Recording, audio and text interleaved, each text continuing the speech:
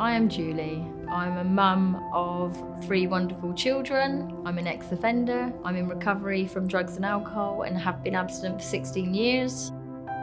My teenage years is when it really sort of kick-started. I think I always sort of lingered with the feeling of not feeling like I belonged or not feeling like I fitted in. When I hit secondary school, years 7 and 8, lots of playing true and not turning up. I'd got caught shoplifting, started experimenting with smoking cannabis and just really starting to sort of stray in with the wrong circle of friends. And by the age of 15, I just point blankly left school. I was just a child runaway.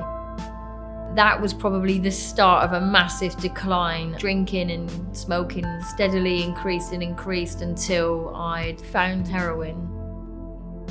Along came all of the criminal activity and I got sentenced to a young offenders institution. I spent around 3 weeks in there and then got out just before Christmas. And again, my addiction carried on, so did my offending.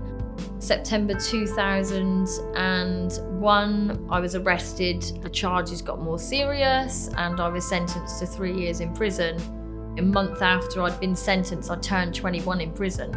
So that was my 21st birthday in HMP Eastwood Park. And it was time, obviously I was clean, I wasn't using drugs, although drugs were available, it gave me time to reflect. And while I was in there, I got speaking to one of the drug and alcohol workers who, for the first time ever in any vocabulary that anyone had ever used with me, they said, "Have you ever thought about rehab or counselling or treatment?" And she mentioned that there was a prison in the south that I could go along and stay in that prison for up to 6 months and receive counselling and support.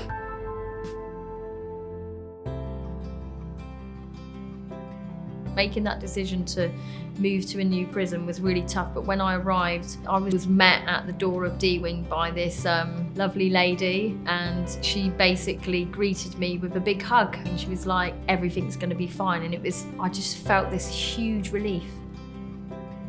The tools that I was given when I left prison was, no matter what you do, just go to a meeting. As soon as you get out, go to a meeting. That was it for me in my recovery, and I was around 9 months clean. I made a decision to leave Plymouth, to leave that town, and decided to move to London into like a dry house, an abstinence house.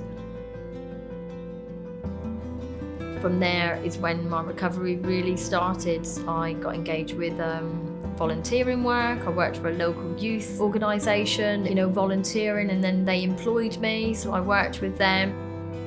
Life it's fantastic, and I just practiced the tools that I was given. As soon as you wake up, you make a decision to not use any substances, to change the way you feel, turn your life over to the day, and as long as you stay that way for the day, it's one day at a time, and I really lived like that for many years and still do today.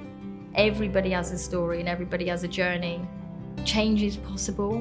You can do anything you want to do. I really feel like that's what Forward Trust given me, that understanding of, I can do anything that I set my mind to do, really. 16 years clean and sober, 3 amazing children, head of recovery at Forward Trust. Travelled in this last 16 years to many countries like Thailand and Vietnam and Cambodia, and had the most amazing 16 years with my family. So if it's possible for me to come from where I've come from, it's certainly possible for you.